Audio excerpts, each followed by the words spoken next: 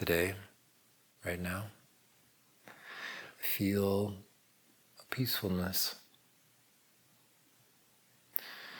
This is a peacefulness that I think that I've worked for. It's a result of discipline. It's a result of doing those things which have bubbled up within my consciousness.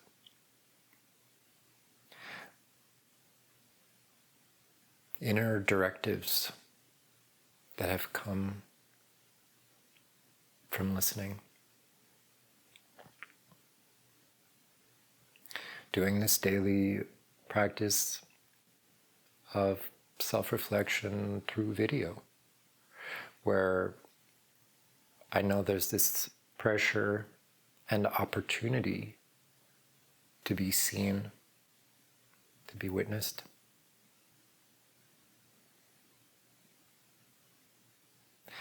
There's both the confrontation of the fear of being seen, but also the opportunity. There's the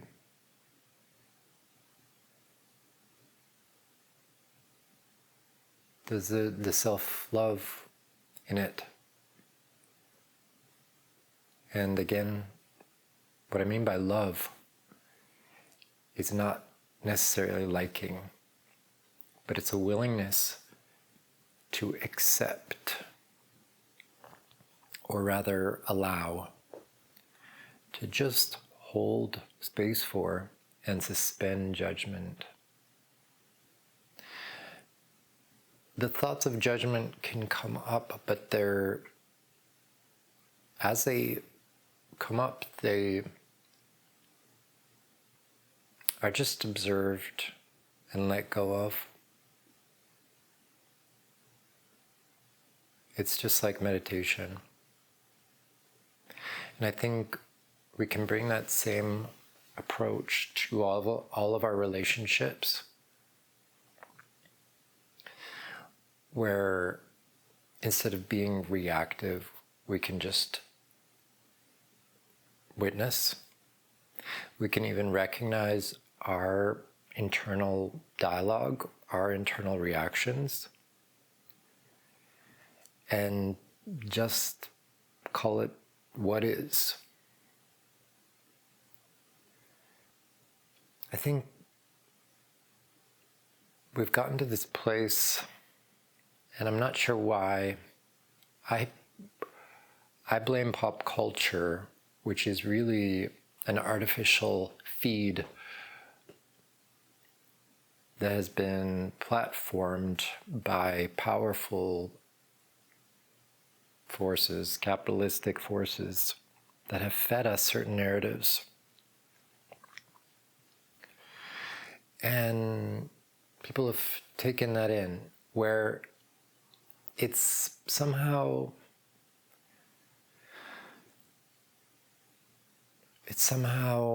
empowering to be quick to judge, to be catty, to be bitchy, to be critical of other people outwardly, to be quick with a comeback and a put down. This is a very toxic thing in Western culture. And I think we need to just, I hope we're evolving beyond it.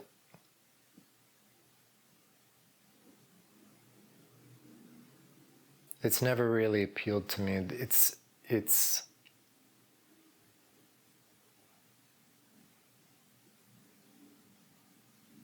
a narcissism. It's a narcissistic behavior that I have felt on the victim end of and so am kind of sensitive to it. When I've seen it in shows, I don't find it humorous.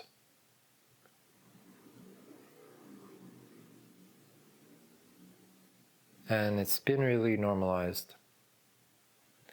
Being gay, I see it as being normalized as part of gay culture, this like reading. And yeah, it's very toxic.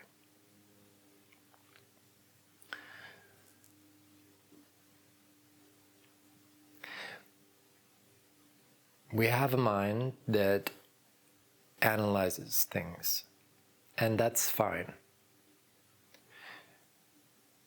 But we should make sure that we don't get carried away with that, dissecting everything and putting everything into boxes and thereby minimizing things. Some things just need to be witnessed, experienced,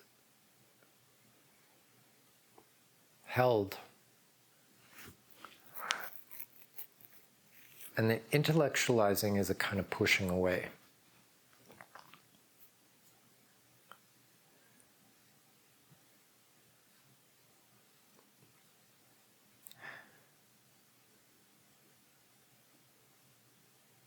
For me, what's more interesting, and I think this is what I would consider my artistic sensibility, is to experience things, is to feel them, is to sense them in the ways that the intellect misses, or the intellect is too quick to compartmentalize. And even in my intention with this kind of self-reflection, it's not to come to intellectual conclusions about things, but it's to feel this unfolding process.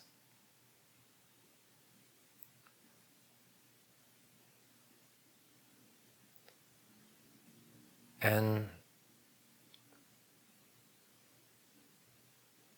it's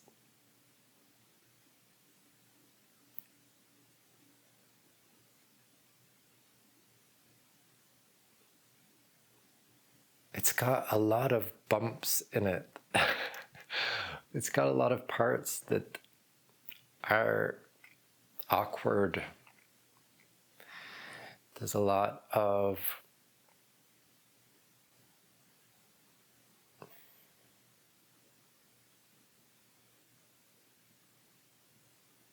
discomfort.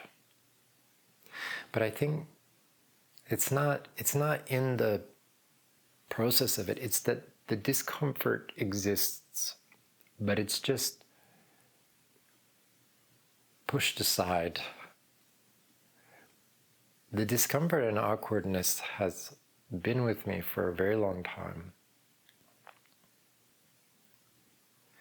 And I just haven't really known what to do with it.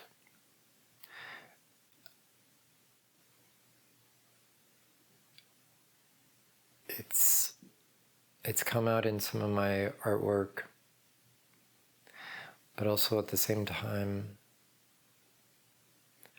I've felt that I didn't want to be an artist because I might have to explain myself. That the business of art, I didn't like that idea. And so for mostly I've kept my artistic creations and my artistic process to myself.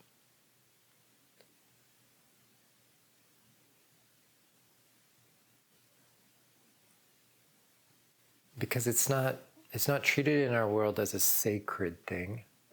It's treated as a commodity. Even even if I'm considering this, what I'm doing right now, an artistic expression, which I think it is, I feel like it is my definition of what is art, which is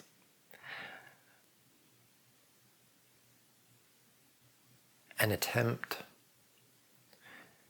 to bridge what is unspeakable and undefinable in normal ways of expression.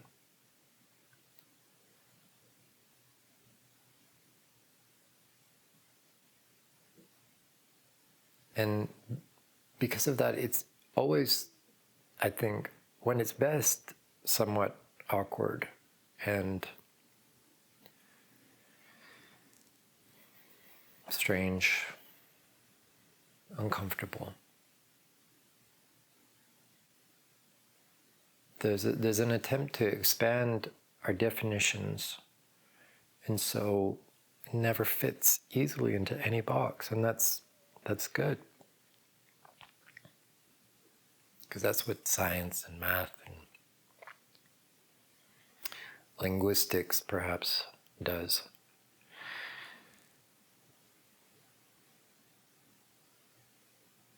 And that's fine too. It's fine too that there are areas of consensus where we agree upon.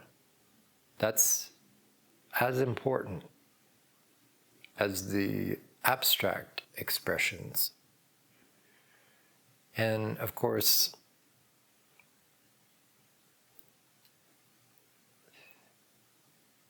if I was being completely abstract, then I wouldn't be using language which are agreed upon words.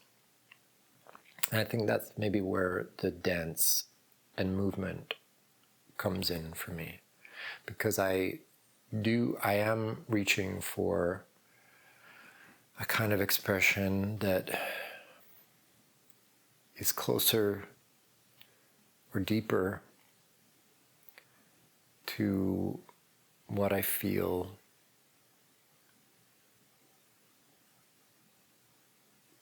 which is often difficult to put into words. Right now, I am feeling a sense of peace, as I said. And I think it's because of embracing these uncomfortable feelings.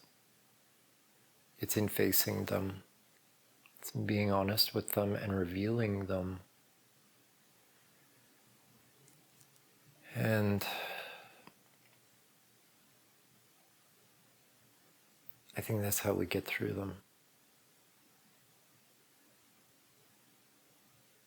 I think that's how we evolve them.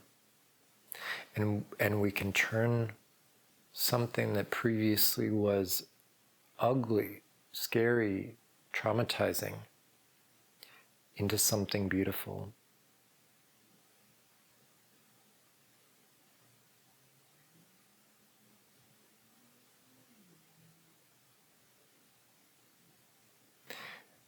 I think it's how we can each be a hero in our own lives.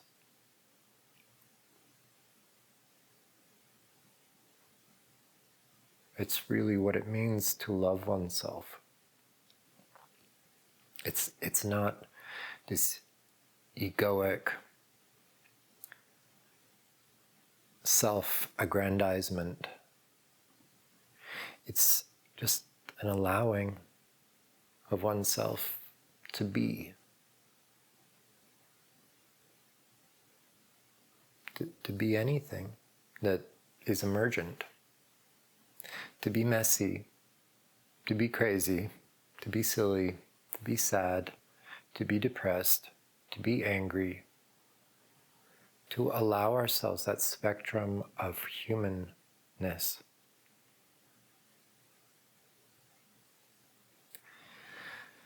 And I think as we do that,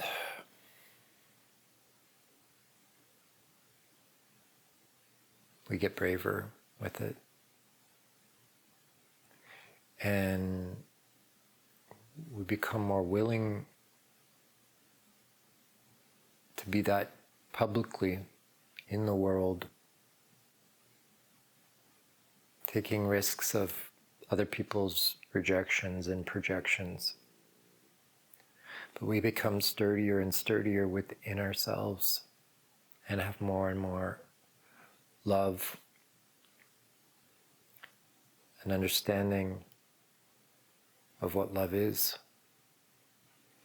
And we have more love to give. We have more love to give ourselves and our expression, our creativity, our creations, and other people as well.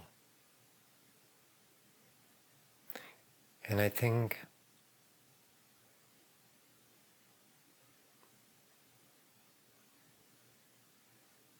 that makes us more forgiving. It makes it easier to be forgiving. If we can forgive ourselves as far as allowing all of the less refined parts of ourselves, the less beautiful,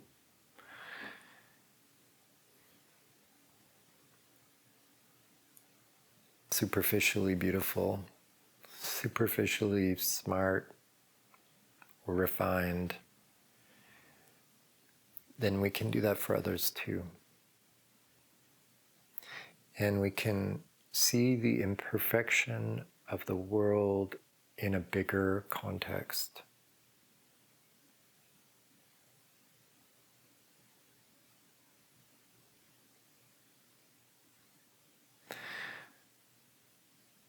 I think that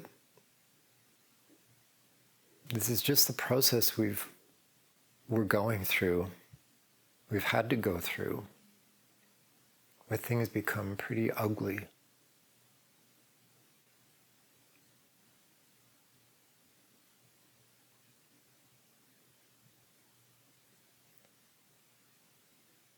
To really understand the power that we have in our ability to reframe our own consciousness, to focus our own consciousness, to look at things in a different light, and that light comes from ourself. That light that we're projecting onto things, it comes from ourself. The way we see the world comes from ourself, and we can direct that. We can decide what we're looking at, and we can shape the framework, the lens, the way we are looking at things.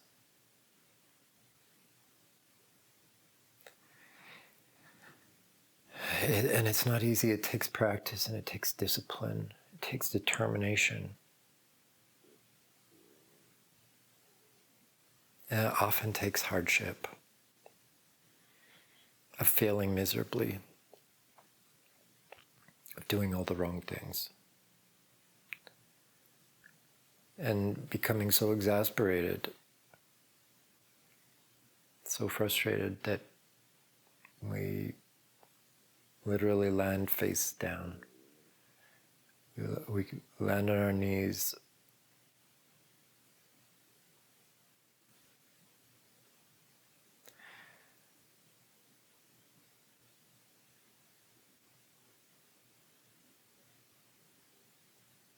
And maybe it's then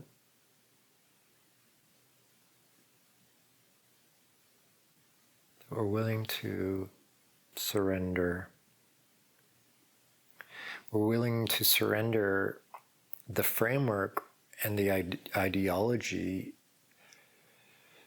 the belief systems that we've picked up along our way that are no longer serving us.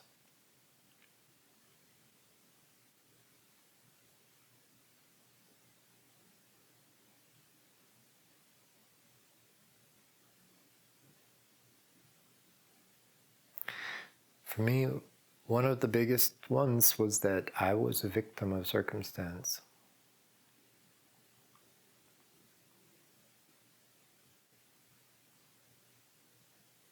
Now, I have a greater tendency to look at somebody that is behaving badly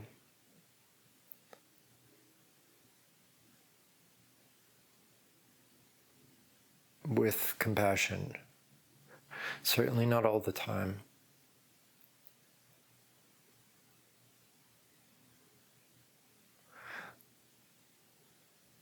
But I'm faced with this choice of how I'm going to look at things. I realize that I am making a choice about the equation that I'm creating of the situation.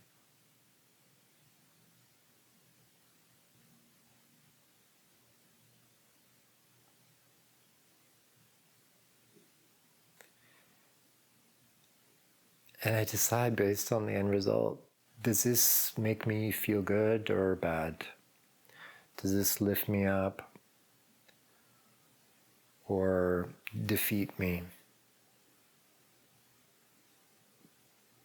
Does this give me hope or hopelessness?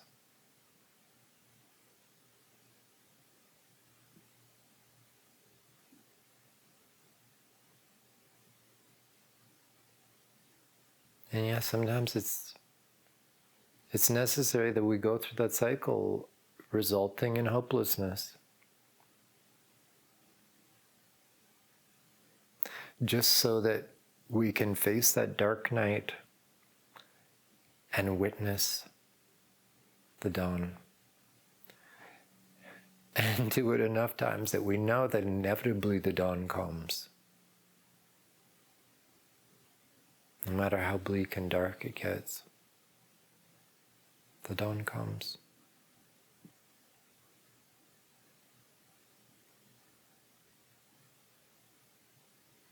So it creates a kind of resilience in us.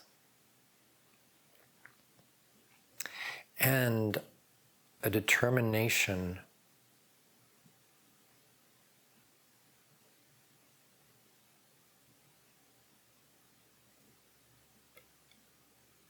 what that determination's about, I think, is unique to each person. That's what we harvest out of that dark night.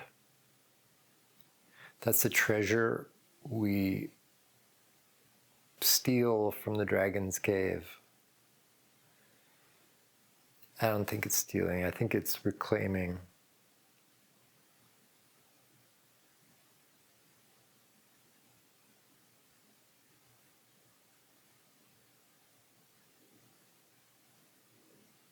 I think we're doing this on an individual and a collective level.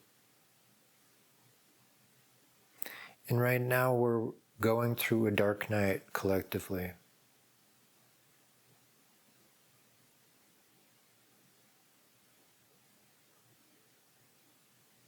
And it could absolutely get much darker.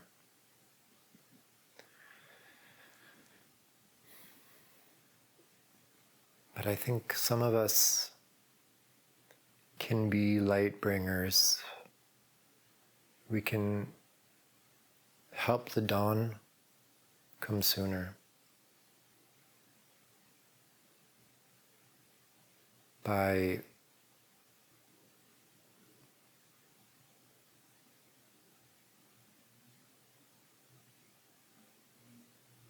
knowing who we are. By knowing that we are eternal souls.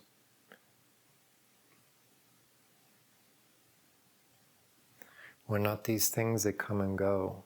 We're not these things that pass away. I guess we are these things that come and go.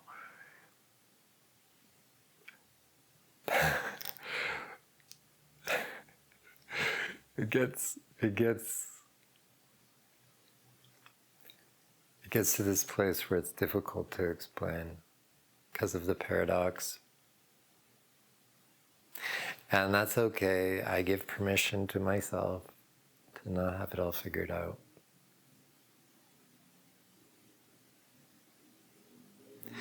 I'm just happy that I am showing up each day and doing this. Because I don't intend to come across as perfect or have it all figured out.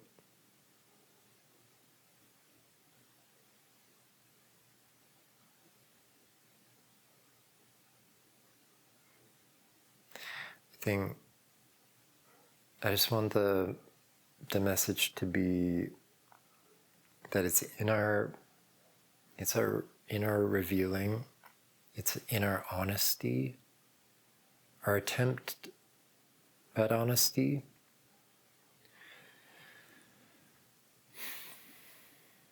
that we find the treasure. We bring the light out of the darkness. And this is a skill set we really need right now.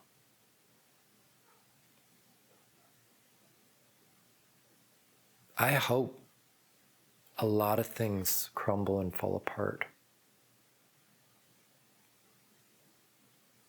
And they are.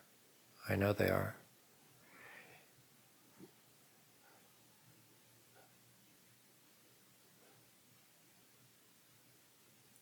And as they do, there's going to be a lot of fear. There's going to be a lot of scrambling and grasping for those things that people depended on because their power was outside of them. I hope governments fall apart. I hope that the system falls apart. It's archaic.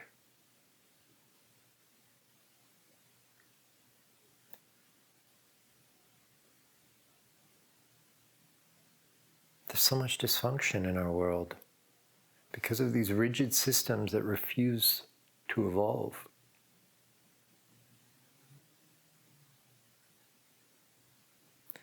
I'm not one who buys into the latest thing, because I think often it's some kind of substitute, it's some kind of co-opting, it's some kind of injected narrative. It's not an organic, emergent, wise impulse of creativity. It's come from some think tank, some well-funded, intellectual, psychopathic agenda to steer the narrative, to control.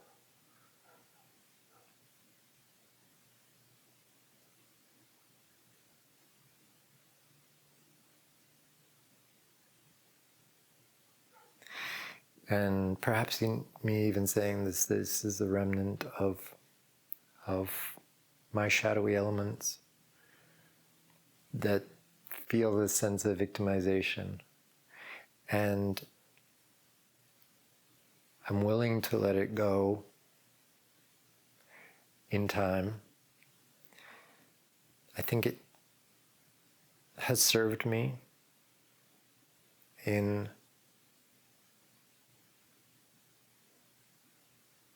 creating discernment that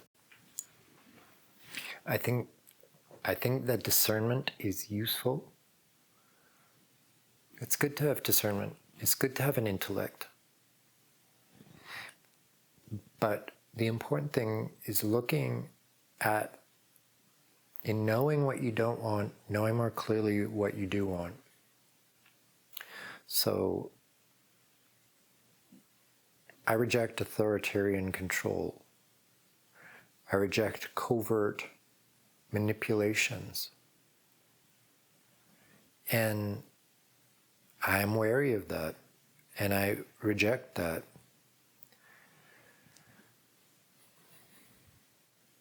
But as quickly as possible, I lean into what is preferred. I make an effort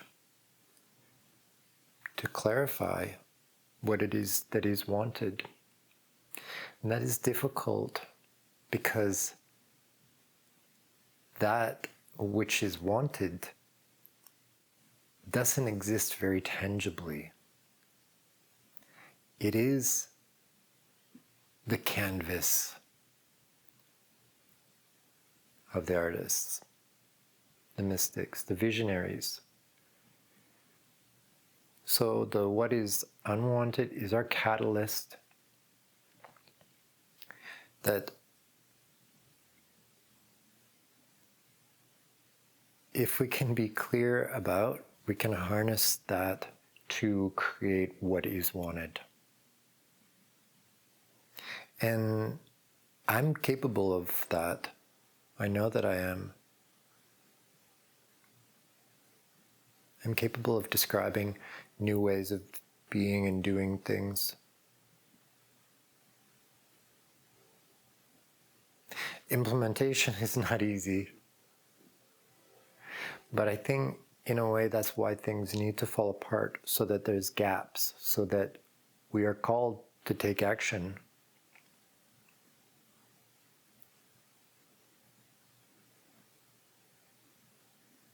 For example, living in a neighborhood where people don't know each other, not knowing your neighbors. But if the systems fell apart and there's no food at the grocery store, then all of a sudden we're in a situation where we have to cooperate. We're faced with the threat, perhaps, the life and death situation, and that catalyzes us out of our comfort zone of avoidance. And I think that people that are going to be the leaders and the heroes, the lightbringers, are going to recognize this catalyst in its many facets and embrace that and face that and be proactive. Not out of a fearful place, but out of a place of excitement, enthusiasm, passion even, for that opportunity to create something new.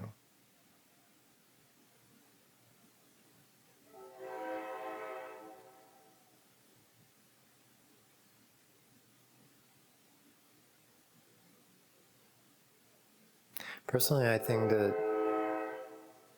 people should not be able to own more than one house. I think that where you're living is yours.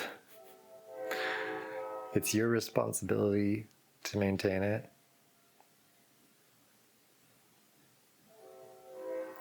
But this idea of somebody owning 10 homes and benefiting from the infrastructure, the taxes that everybody's paying, and they're able to use loopholes and make it their business. There's something wrong with that.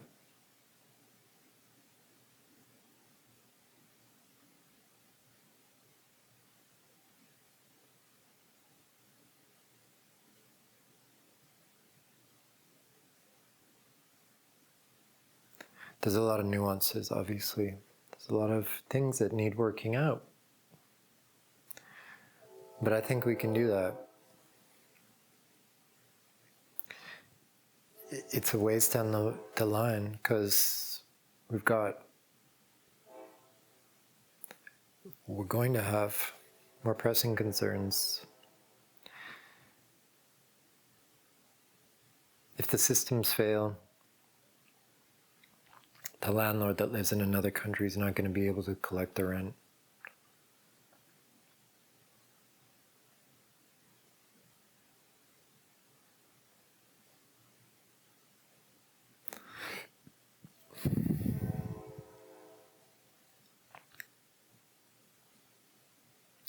I think that the people who haven't prepared mentally, emotionally, spiritually, are going to be paralyzed.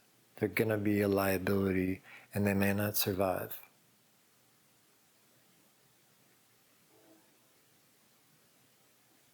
And that's just the way it is. That I have felt grief about that kind of tribulation that we may face. But I think because I want to be strong in that time, then I've already processed a bunch of that.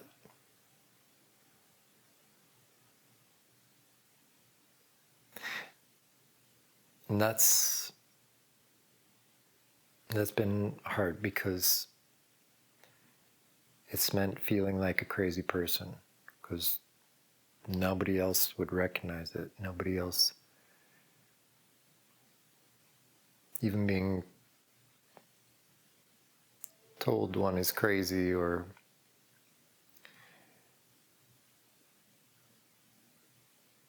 things have frayed to such a degree,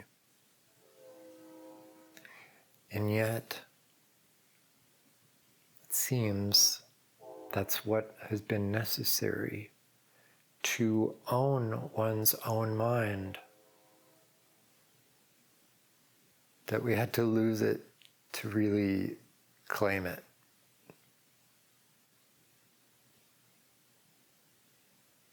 Our world has been profoundly sick. Still is. But it's in the reclaiming of our own power and our own mind and our own consciousness and our own soul and our own spirit, our own divinity, that we remake the world, that we heal humanity. This may take a while.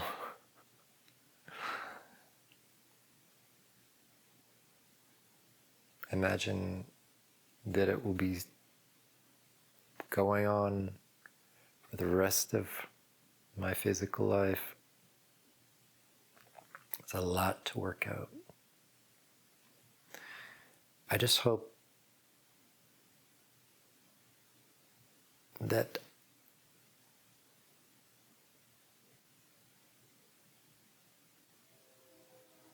I continue to feel the strength,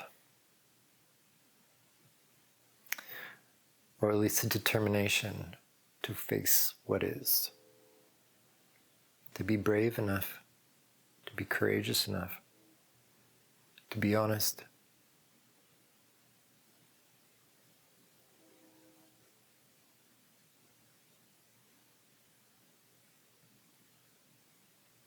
And to balance that with love.